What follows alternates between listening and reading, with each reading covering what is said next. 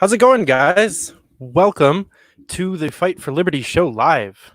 So today, I want to start off. It's the first live stream of the new year, and I just want to thank a few people for making my 2020 literally the best year of my entire life. Starting with those of you watching, the people that have encouraged me to keep this YouTube channel going and keep building it and keep having people on and keep doing what I'm doing. That encouragement has been so awesome, and I just really want to thank you guys for liking and subscribing and sharing. And so many people have done so much to help give me encouragement over the last year to keep this going. So thank you so much if that was you. On top of that, I want to thank a couple of online friends, specifically Mr. Reed Coverdale. I met him in New Hampshire the end of 2019, and he is just a great human, fantastic friend, great driver of unity for the LP at the moment. If you've been paying attention to Twitter at all the last few days, I'll get into that later. But Reed, thank you for doing everything that you did. And, the whole Tulsi community, the people that I met up in New Hampshire, the people that I got the opportunity to work with and to live with, and it was just an absolutely fantastic year. So thank you guys for doing that. Yeah, 2020 was pretty awesome. It sucked, but it was awesome. So I hope that you guys had the same experience or a similar experience, and that year 2020 was also awesome. Comments are up. If you have some questions, especially if you've been partaking on Twitter the last few days, I definitely want to give everyone an opportunity to ask me questions, or to just kind of air some grievances, maybe something like that. Definitely want that to be something that's open during this live stream, because Twitter and social media in general is just such a terrible way to communicate ideas. 180 characters will never allow you to fully understand someone else. Just today, I was in more than one conversation where someone was just saying things about me that are just blatantly untrue. Anybody that knows me, anybody that knows this show or anything that I believe in would know that these statements aren't true. They were calling me a Trump supporter. They called me a member of Mises Caucus. That they said that I was softer on Trump than left libertarians. Just so many things that just aren't true. And within Twitter, it was so difficult to be able to not just sound like I was just deflecting or making up excuses or just calling him a liar, but to actually address his concerns and show him that I'm not what he thought I was, and that we're actually on the same side. I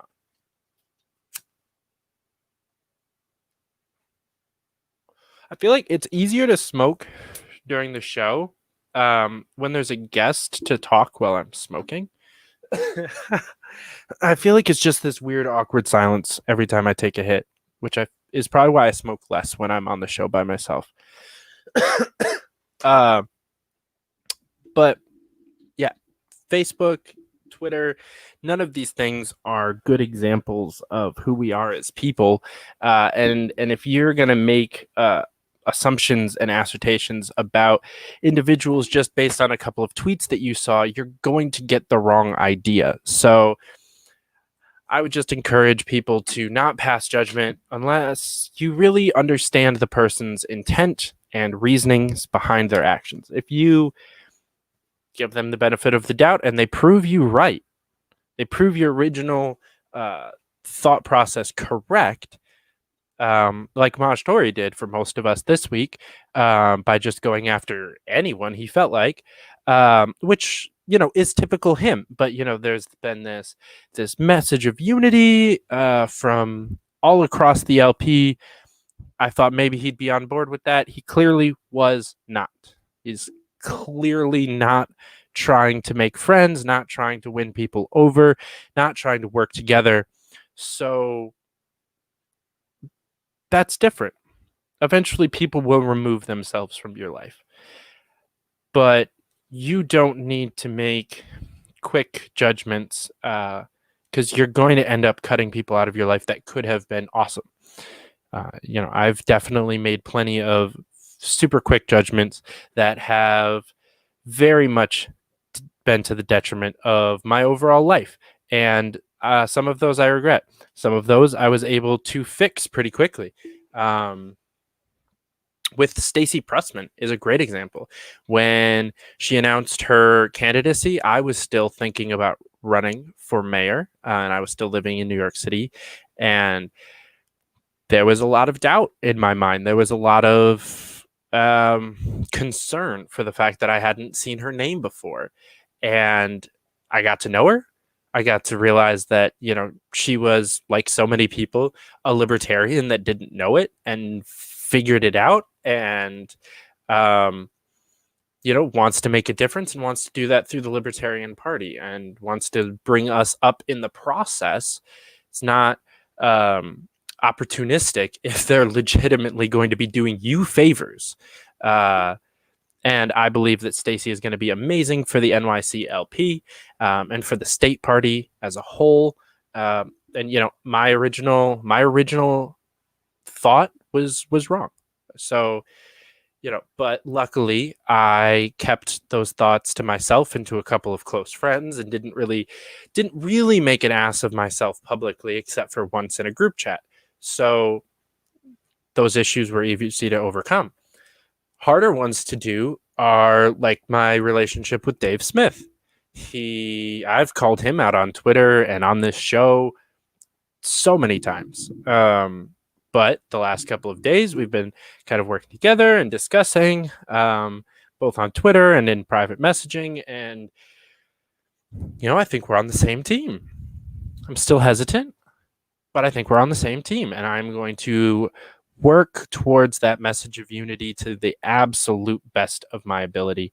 And I'm really excited to see that happen. I said I'd touch on it. If you guys have been paying attention to Twitter at all in the last week and a half, especially Liberty Twitter, it would be hard to have missed this. But for those of you that did, Reed Coverdale posted just a list of high-ranking libertarians and very influential libertarians, and with just a message of unity and let's all work together. And the replies contain some of the worst things I've ever seen. So many people quickly identifying themselves as not an ally of unity. Because you can really tell by how someone feels about the message of unity if they go, yeah, I love 7 out of the 8 of those people, or do they say, I'd support that if you take that one person off. The idea is not that you have to like everyone in the Libertarian Party, get along with everyone in the Libertarian Party, or agree with everyone in the Libertarian Party, or even the movement as a whole. The thing is, you have to not be torpedoing other people just because of political or ideological differences when we're all fighting for the same thing, which is liberty.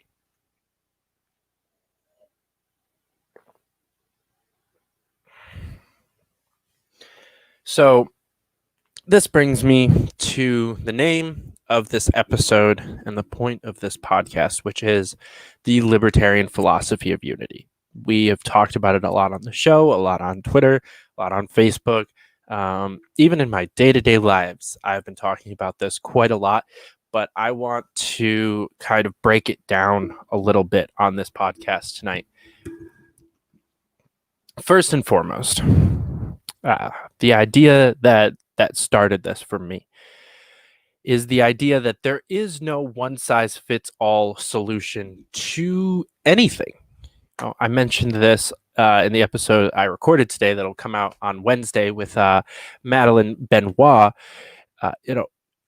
And that goes so much further than politics. We've gotten to see in 2020 that central planning doesn't work, that there is no one-size-fits-all solution to something like the coronavirus or to taxes or to policing or to so many different things. But this goes into simpler everyday stuff. There's no one-size-fits-all religion. There's no one-size-fits-all solution for education. There's no one-size-fits-all diet or workout plan. Nothing is universal for every human, ever. And so many things that we think are objective facts, like what's healthy to eat or what's a good workout to do, are just subjective for us. They're objective facts for us. I learn best through audio and visual learning combined. If someone shows me a thing and tells me it at the same time, that'll stick forever. Other people aren't like that. It's an objective fact that that's how I learn the best. It's an objective fact that a high carb diet is not good for me, but it is not an objective fact for humans. And as soon as you can detach from that mentality of, oh, well, it worked good for me, it must work good for everyone else, that is the first step towards being part of this libertarian philosophy. And for the record, I believe that you can hold a fully libertarian philosophy without holding almost any libertarian, or with very limited libertarian policy planks. And that's really what I want to get into here. There's a dichotomy between the philosophy behind live and let live and this anti-government, small government political mentality, and they really do manifest each other or themselves in different ways. And you can be both, and you can be neither, and you can very easily be one or the other, both ways. I know so many people that could list off policy points left and right, huge, big L libertarians, policy-wise. Not even a little bit are they libertarian philosophy-wise. And so what I mean by that is that if you are trying to push your ideas onto someone else through anything, whether that is pestering and badgering and harassment online, or by voting them into submission, by getting authoritarians elected that will force your ideas onto people. If you are trying to force any idea onto someone else, I don't care what that idea is, you're not living libertarian philosophy. So if you want to end all welfare by pushing a button, that's not libertarian. That's not how our government was created. Our government was not created to have one person be able to just do things. If you're running for president on executive orders, you're not living libertarian philosophy. If you want to run for a position within the LP with a mentality of taking over, that is not unity, and that is not libertarian philosophy. Takeover is not unity. This team sports mentality of us versus them that exists in the LP, that's also not unity. The for us or against us question and that dichotomy is what has created the duopoly and made it the bullshit that it is and allowed it to become awful. We need to treat the LP the same as the federal government. We need to understand that the same exact principles are going to corrupt the LP as corrupted the federal government. You are going to get more and more divisive, more and more polarizing, worse and worse people running, because those people are able to fire up the base and get them mad at the other side and talk about how racist the Mises Caucus is, or how useless the Prags are, or how crazy and communistic the radicals or the lib socs are. that mentality is not helpful. And that is what I have seen pervade the LP for the entire time that I've been a part of it. I am loving seeing this change that we have. I would love to see a lot more of it. I'd love to see for it to continue. That would be great. That would be truly just awesome. Exactly what I would love to see. So, takeover, not unity. Team sports, not unity.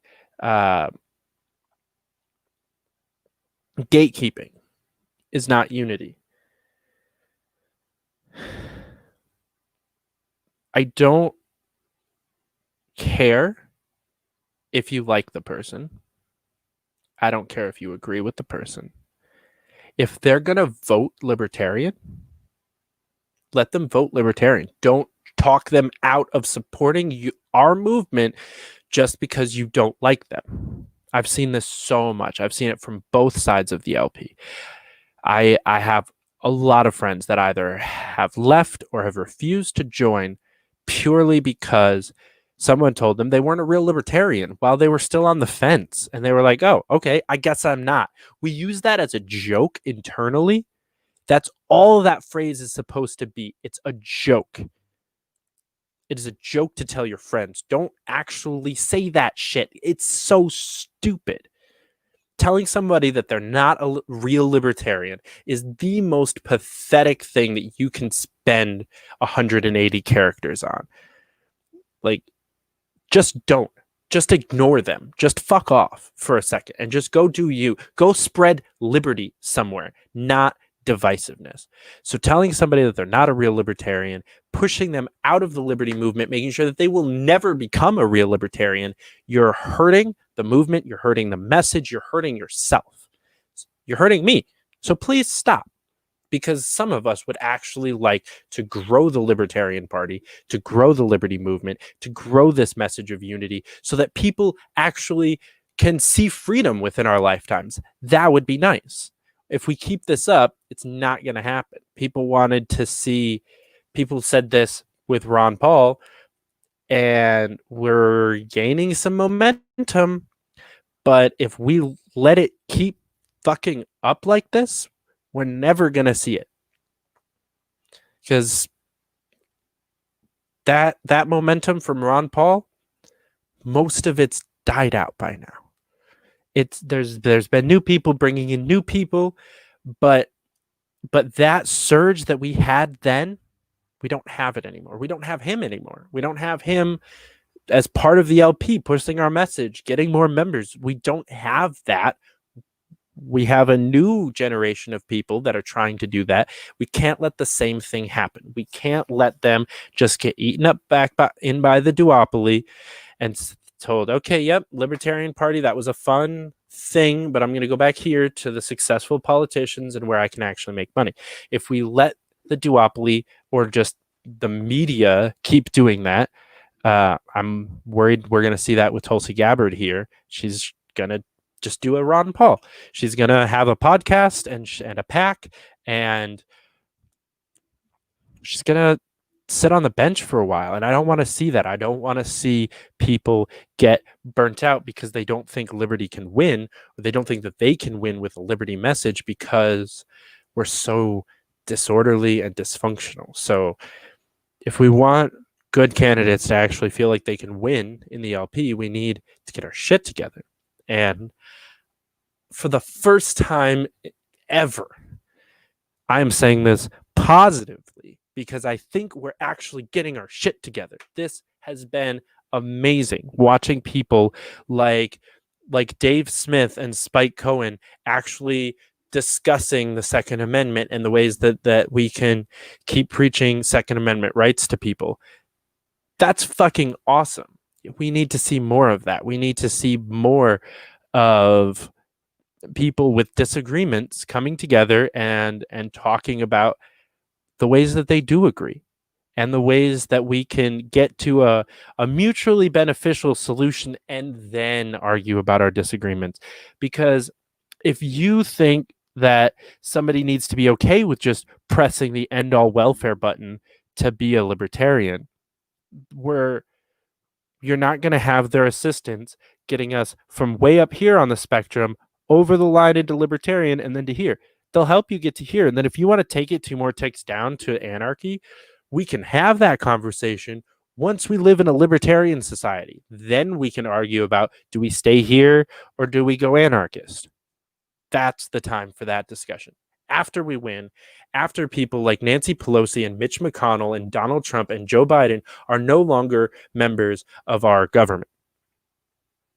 That is when we can start bickering about the ins and outs of libertarian philosophy, because it's a big tent party. There's a lot of shit to talk about once we get to that point. There's a lot of disagreements to iron out.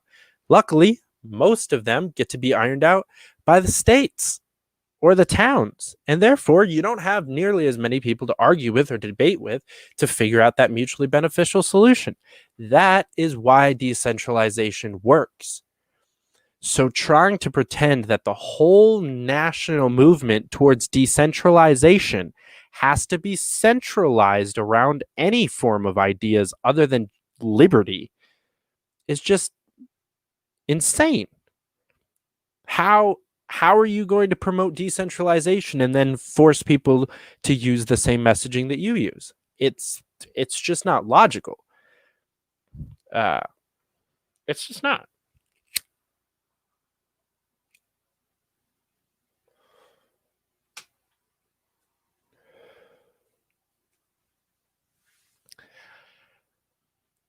What I have really loved seeing the last week and a half. Let's tip this down a little bit further. There we go. It's a little bit of a better angle. What I have really been enjoying seeing is this idea that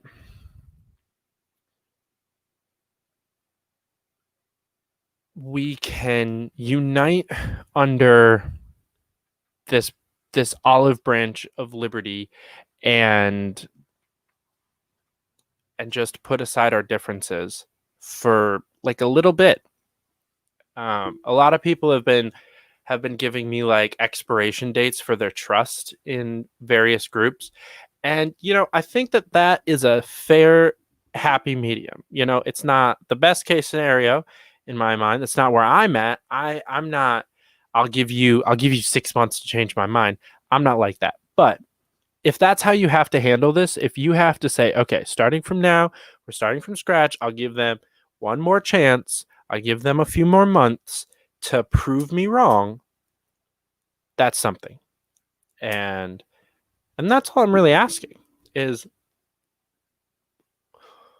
from this day, from today forward, just remove what you think about people within the liberty movement and just try to get to know them again. Just give them one more chance. And if those people piss you off again and you were honestly really giving them a chance, you weren't antagonizing them, you weren't talking shit about them, you were actually being honest and decent person,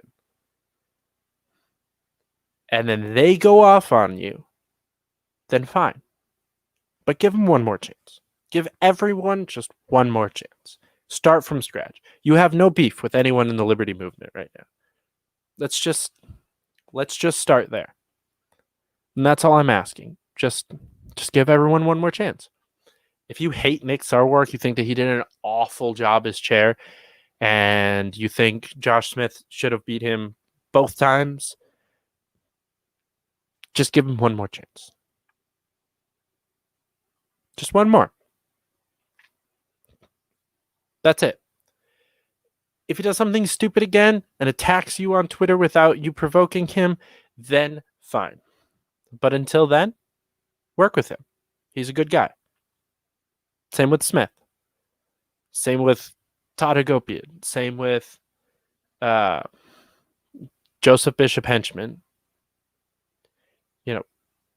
Let's work with these people. All of these people want the same thing that we do. There's no reason for us to be fighting each other just because maybe what they want is a little bit further right on the spectrum than what we want. Fuck, who cares? Who cares if they're going to make Arizona some Ancapistan state? I don't give a shit. I live in New York. If you live in Arizona, then move. Okay? Like, let's let Arizona be Arizona. We can do our own things in New York and in Illinois and in Idaho. I don't give a fuck. Wherever you are. Once we get to our goal, none of these problems will matter. They only matter because we're still entrenched in this divisive duopoly national politics bullshit that has made politics suck for so long. We have so many people that care more about the president of the United States than their own mayor or town councilor, who has so much more authority over their day-to-day lives. The LP can't get caught up in that. We can't be so worried about who our presidential candidate and national chair is that we refuse to build up our local parties and our local electorates. We're not going to win president of the United States before we have a couple hundred mayors and city councilmen and state reps and congressmen and governors. So until we start building up there, the president race conversation is meaningless. So what if you didn't like Joe Jorgensen? I don't fucking care. Build a county LP. Does your county have an LP? Look it up. Maybe they don't, and you get to start it from the ground up. You can be that symbol of unity from the beginning and just say, fuck all of this noise. This county is not even going to participate in caucuses. Like, there's no caucuses in this county. We're all one group. If that's how you want to do it, go for it. That's the great thing about the LP. We're libertarians. We're accepting. That's the point. We're supposed to be. So join up. See what you can do. See what changes you can initiate. And I promise you, it's not as awful as you might think. We're not all racists. We're not all anarchists. We're also not anarchists.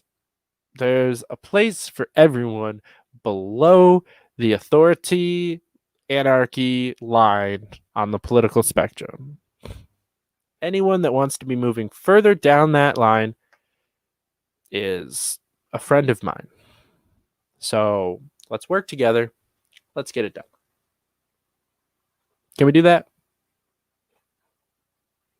Sweet.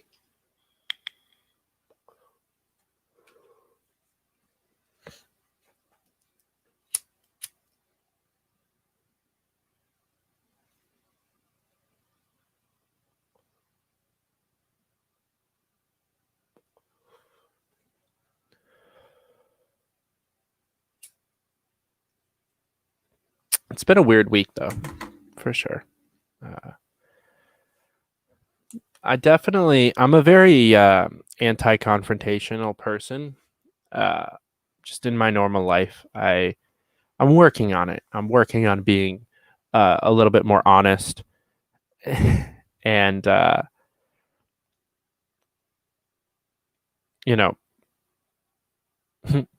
yes. Reed is in the comments here. You are the Liberty Unifier, and it's great. I'm loving seeing it. So, like I said, I'm definitely an anti-confrontational person, and so getting put on the spot and having to be honest with some of these people who, were claiming to be pro-unity and asking how people could possibly have a problem with them. Having to really be honest with Dave Smith and Cliff Maloney and Archie Flowers or Brianna Coyle, people that I love and respect, some of these people, and some of these people that I have never respected and am only just beginning to. So having to actually be honest with people who I care about their opinion about me and I don't want to make them mad was interesting. And something that I really don't have a lot of experience with, because I normally do just shy away from those kinds of situations. If they're an asshole, I just write them off as an asshole and move on with my life. And having to getting the opportunity, let me put it this way, getting the opportunity to peacefully talk to people that I had labeled as assholes and explain why I felt that way, so that they could then explain their point of view and why they might not be such assholes. Having that opportunity is something that most people don't get to experience in their day-to-day lives, and I definitely haven't. So, fuck, that's been weird, y'all. Like, that's been super weird. I'm sitting here, like, just in my chair on Twitter, like, heart racing, because I'm really in a peaceful confrontation with these people in a way that I'm not used to, and that makes me super nervous. So that part's been fun. Super loving that. And I'm just excited to see what else happens. If we can bring Spike and Dave Smith together, we can bring Maj Tory and Nick Sarwark together, and then we can do anything.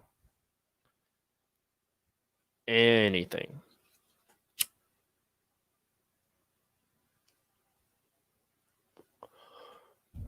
The other thing that's been really fun to watch on Twitter, besides Reed's glow up as the Liberty Unifier, is Justin Amash's glow up as very similar. He has been awesome on Twitter the last couple of days. I don't want to get too far.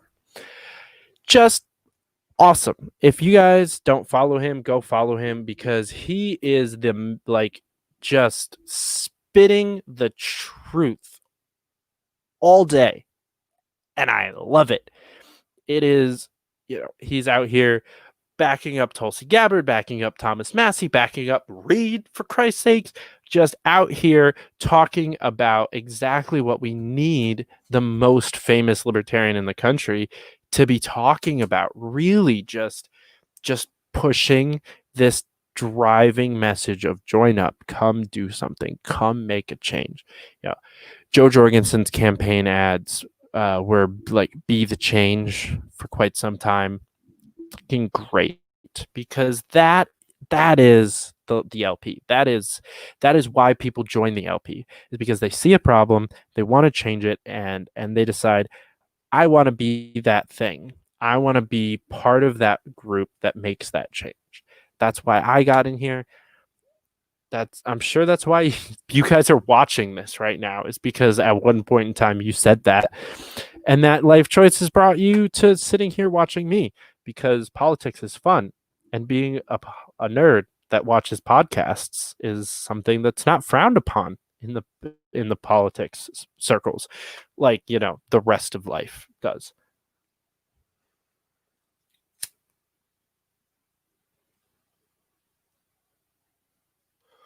It's the only place where I can get celebrated both for my nerdiness and for my stonerness and for my love of guns. It's like I can't think of anywhere else, any other group of people where we can go shooting, then smoke some weed and play Magic. Couldn't have asked for a better group of people to be a part of.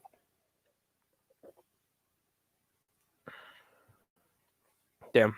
Twitter is still blowing up over here. I'm just turn my phone upside down so I don't even see it go off, because I don't even know what's going on with that right now.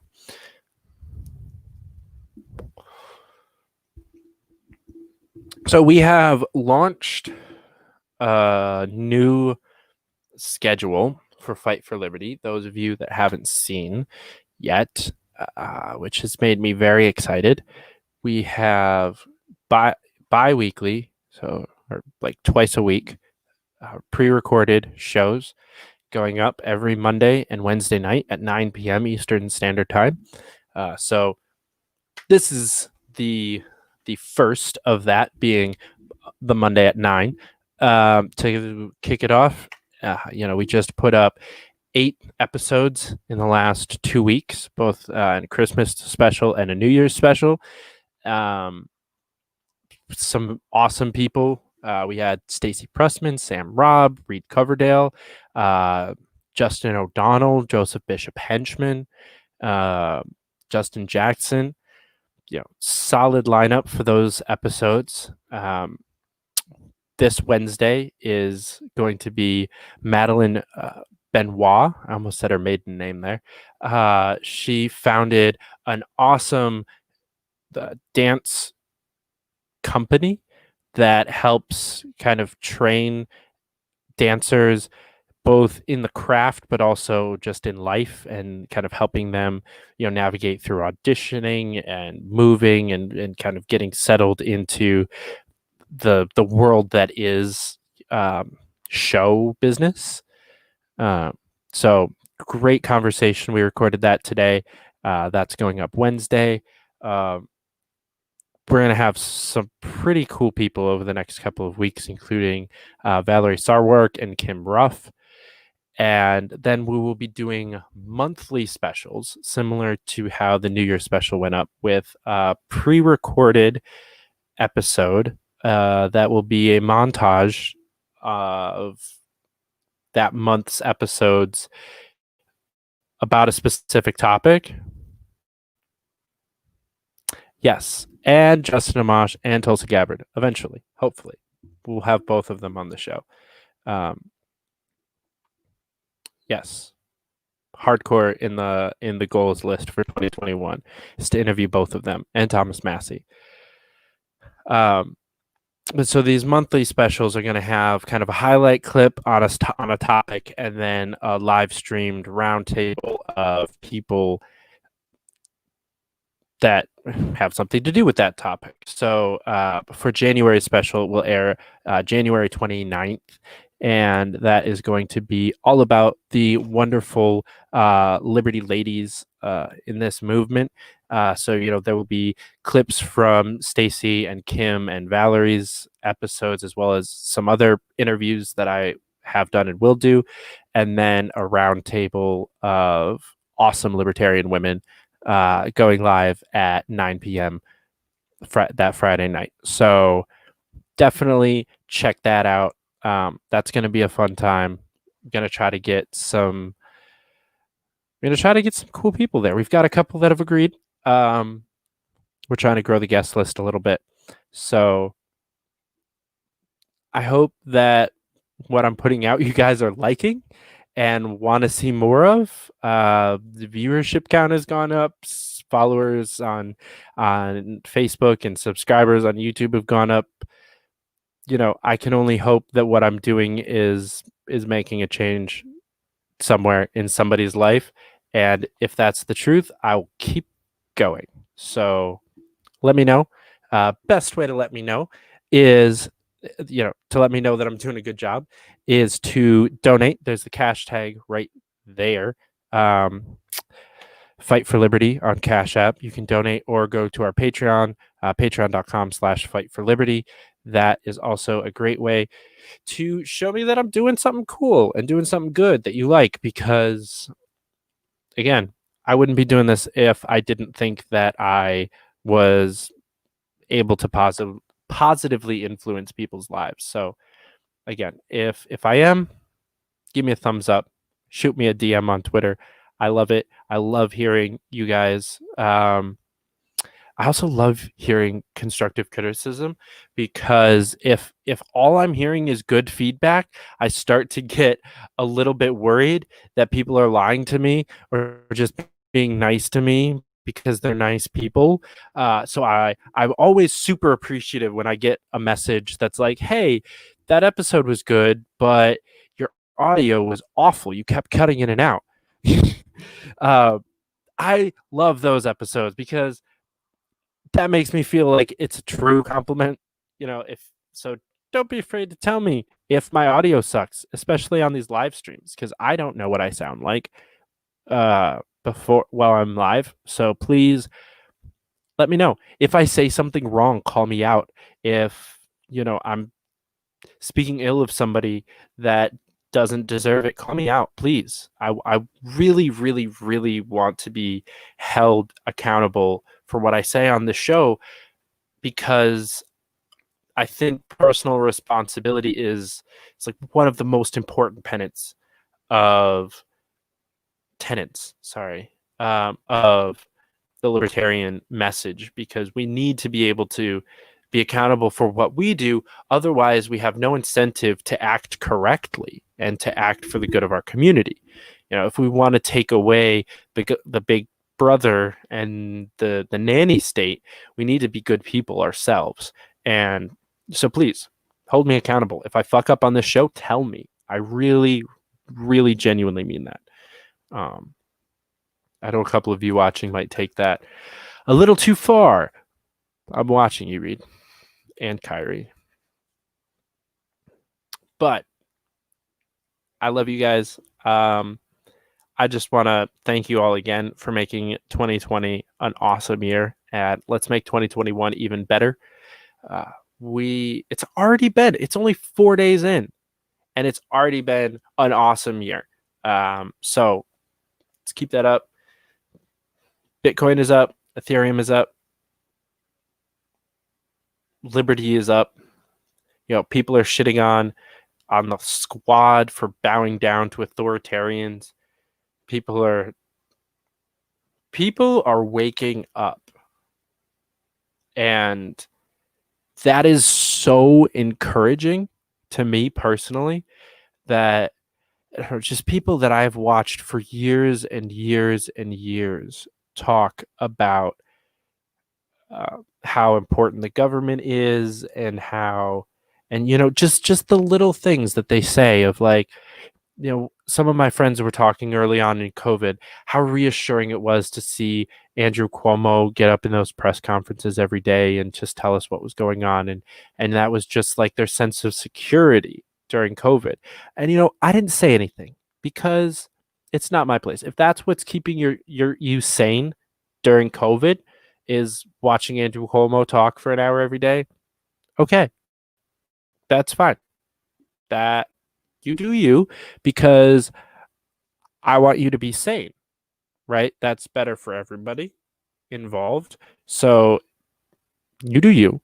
But some of these same people are starting to wake up and starting to, share news stories about how Cuomo literally killed like 100 and some thousand people because he sent a bunch of COVID positive people into nursing homes knowingly. Like, that's a thing that happened early on. And, people are waking up to this. People are seeing that. People, like I said earlier, are seeing that what works some places isn't working other places. And so maybe a decentralized approach is better. I say this often, that you can't beat someone over the head and change their mind. You have to expose them to a different way of thinking and a different point of view, and hope that they have a change of heart. That's the message. That's the goal. That's the only way that we get through this. Is a lot of people need to have a change of heart. And you can't guilt someone into a change of heart. You can't get angry at someone for not having a change of heart, because that only hardens it. You have to, like I said, just expose people to a different point of view and a different way of thinking again and again and again. And then, eventually it'll click. Eventually you'll say the thing that clicks. But it's not badgering. It's just, hey, what if we looked at it like this? You don't call them a statist or a bootlicker. You say, hey, friend, I understand why you think that the governor being able to tell businesses to close for the safety of the people is a good thing. But what if we looked at it from the point of view of the business owners who were doing everything in their power to keep people safe, people wearing masks and social distancing and putting up all these barriers and really trying to keep people safe while still being able to earn a living, keep their doors open, and put food in their kids' mouths? And, these restrictions might affect them poorly, might not allow them to be able to keep doing this. And on top of that, might discourage them from even trusting what the CDC is saying, so that when they are allowed to open, they might be a little bit less cautious with those safety precautions. Maybe all of this is maybe from this point of view, this could happen. We can't argue as if libertarianism is some absolute fact, even though we believe it to be one. If they don't believe it to be one, arguing on that ground is not going to work. You can't argue from a standpoint that the person you're talking to does not agree with.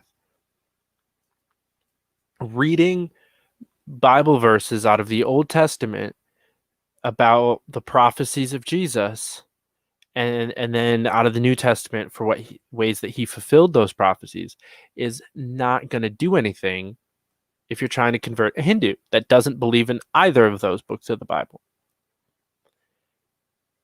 So you need to argue from a place of mutual understanding. And so first you have to figure out where they're coming from and how they're understanding this, so that you can talk about things with them together, and talk from that place of mutual understanding. That is the goal for every salesman, every minister and evangelist, and that is what we are. We are salesmen and evangelists for the liberty movement. And so we need to start acting like it, and we need to start training like it, because the other sides are doing it.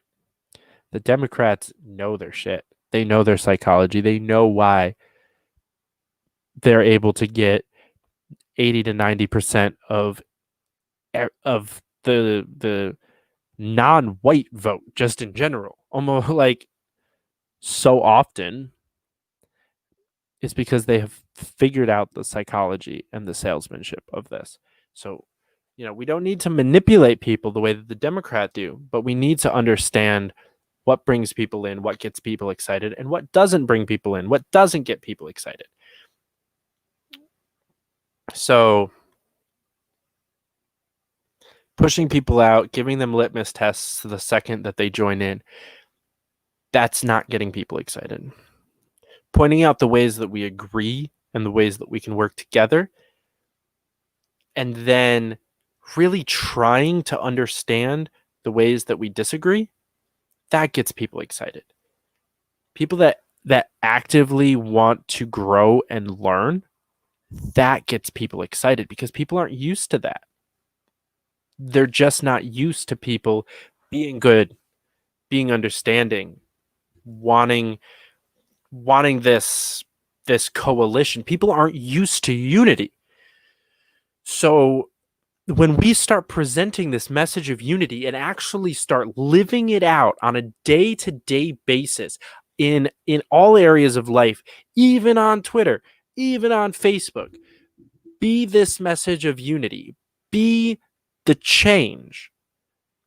This is going to get people excited. People haven't seen this before. People haven't seen a group of people that actually care about solving problems that don't affect them and understanding other people's points of view.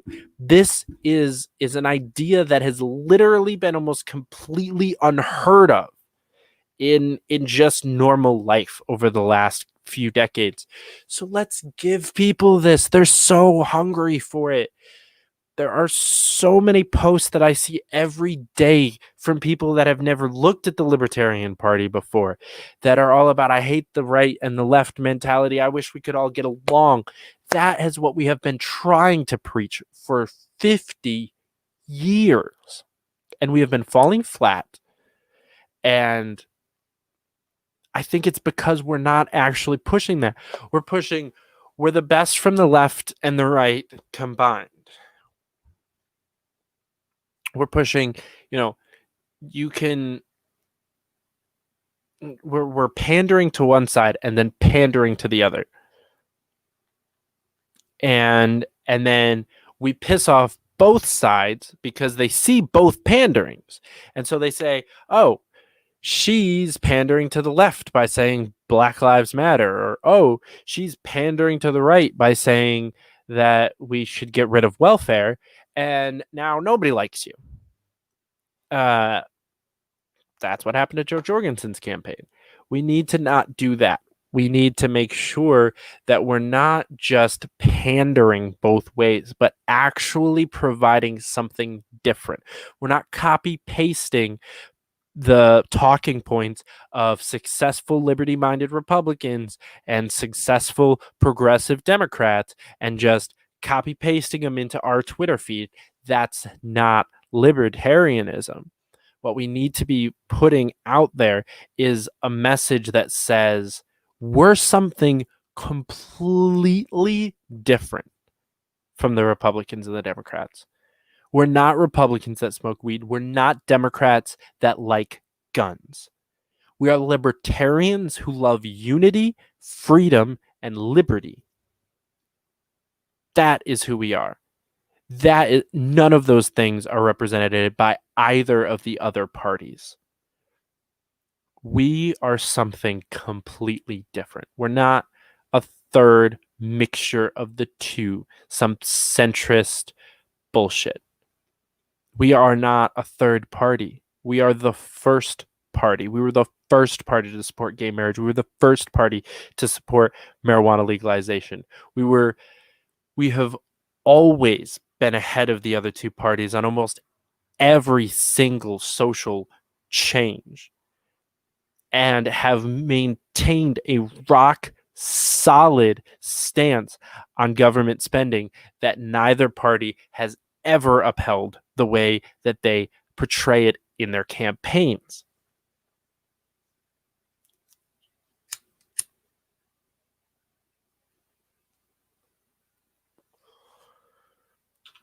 As much as I love and got recruited by this best of both worlds mentality, because I was somebody that liked guns and drugs, and the Libertarian Party was the only party that supported both.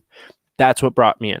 So it's not a completely failed messaging, because we do have people we have been recruiting.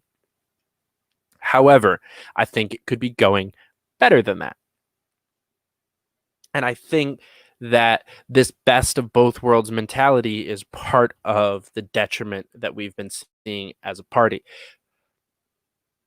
Again, we're not the best of both parties. We are something completely and totally different that neither party has ever been. We haven't seen a party based on unity and bringing people together, because it's always just been a duopoly. From literally the second president of the United States, we have had a hard duopoly. It's not always been the Democrats and the Republicans, but it's always been two groups of people playing team sports and fucking over the American people in the process every single chance they get. I saw a great meme today.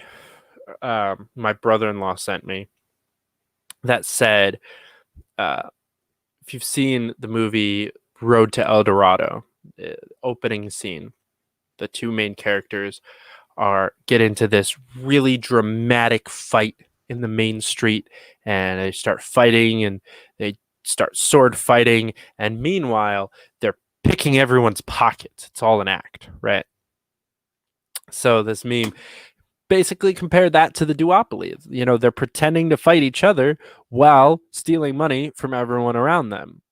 You know, and that's what the duopoly is. They're not trying to be a unifier. Not at all. We are. So, you know, let's drop the iffy kind of wishy-washy messaging, and let's really be something different. We don't want to kind of sort of maybe lower some taxes and some spending somewhere. We don't want to maybe decriminalize some drugs and make it only a fine instead of a criminal offense. No, we want to legalize marijuana. We want to legalize drugs. We want to decriminalize all drugs fully decriminalized. We want to fully reform the police. We want to fully balance the budget. We're not wishy-washy. The platform is not wishy-washy. So our messaging can't be wishy-washy. Otherwise, we're giving people the wrong impression. And that is what I have seen all over the place this year. I had so many friends that did not vote for Joe Jorgensen. It was a truly sad experience. How many people that I thought I can get them, I know what'll get them, but they were already too turned off from the message because of dumb shit. Part of that's on them because they were able to get turned off by dumb shit. But we need to watch how much ammo we give people to use against us.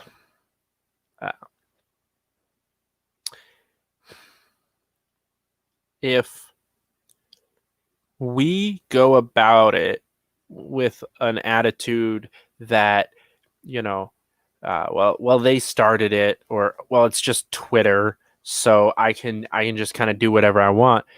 Like, you are always being watched. If you're on social media or at an event or doing anything public, you are affecting people's opinions of the liberty movement live, in action. It's happening right then and there. And it does not matter who you're interacting with or the context. Anyone can see a tweet and say, wow, that guy's a fucking asshole. Why would I ever want to be involved with him? So don't give people that ammo, okay? I don't care if you think it's justified. Just don't give people that ammunition to be used against you and against the party and the movement as a whole,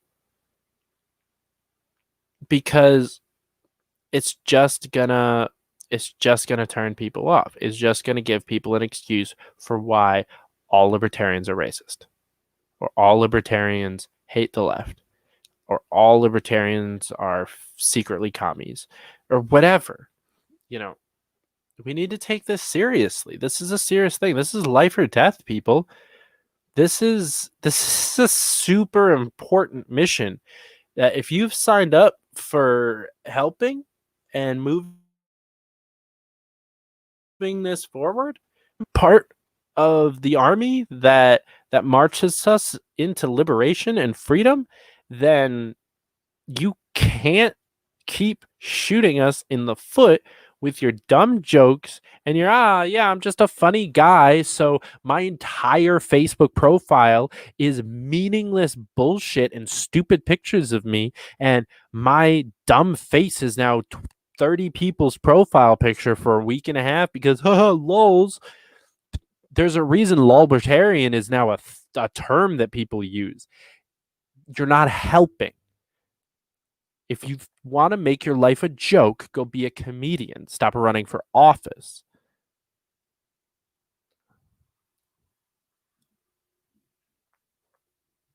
That being said,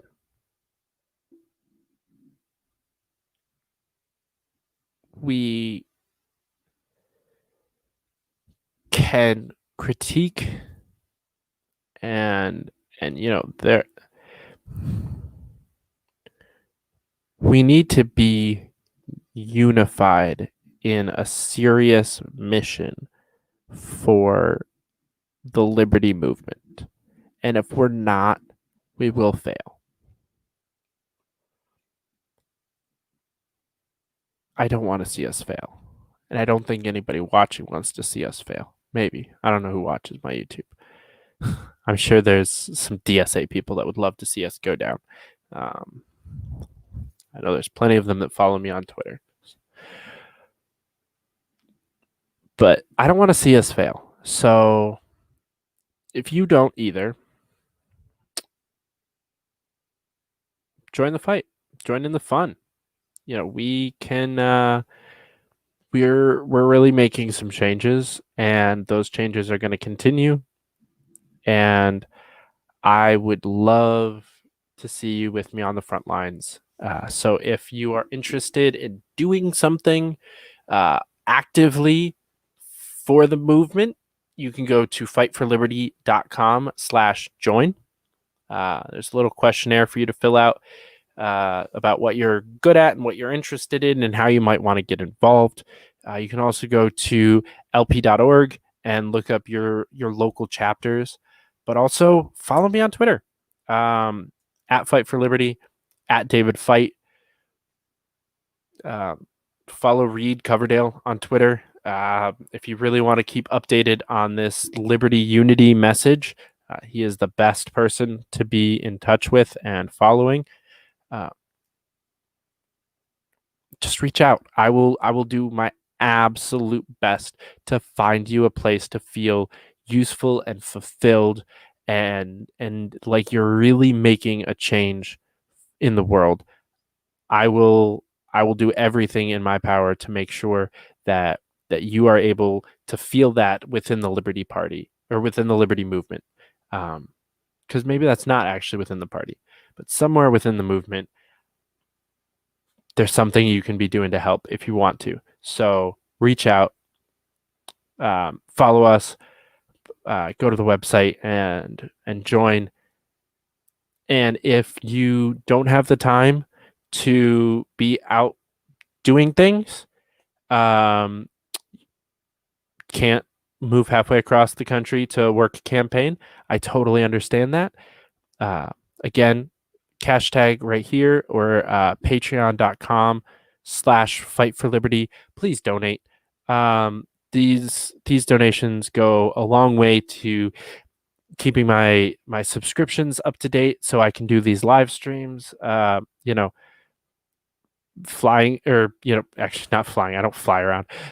Bus tickets to campaign events and to different jobs and so many different things. So please, if you can become a Patreon, or just send $5 on Cash App, I would really, really appreciate it. But thank you guys so much for watching. I will be back on Wednesday with Madeline, but I'm always around on Twitter, spitting out hot takes and dumb shit. So reach out, say hi. I'd love to see it. I'll talk to you all soon. Until then,